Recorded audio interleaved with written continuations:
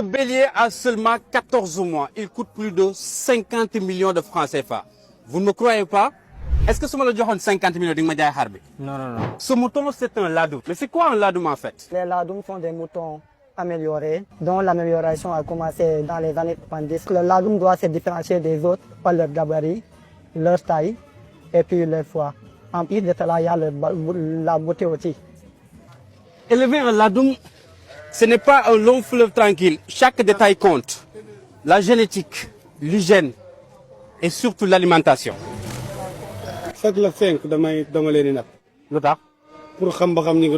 Les mensurations, ce sont des caractéristiques très importantes. Elles déterminent la valeur des moutons sur le marché. Les xar bi ni ñaata lay toll LCSM ñaata la. Pas bi ñu ko mujjee dugal mi ngi ko def 172. On les élève pas forcément pour la viande, mais plutôt pour transmettre leurs gènes.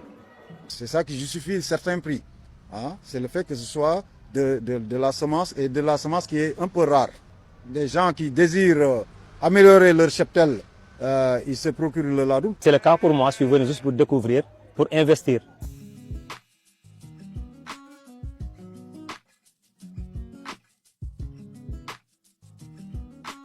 waa xar may na ma lu nekk parce que soo xoolee kër gi ma dëkk roi bi presque moo ko tabax kër goo xam ne vraiment def na plus de 300 et quelques millions def nañ ko si. waay.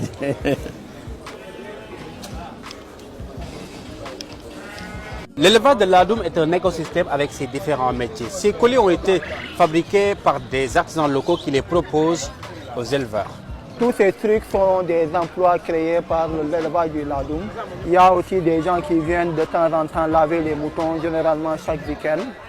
Il y a d'autres qui sont spécialisés même au niveau de la coupe des pâturons, des trucs.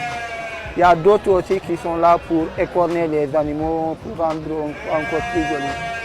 Donc je dirais que l'élevage de ladoum crée des milliers d'emplois aussi. Hein.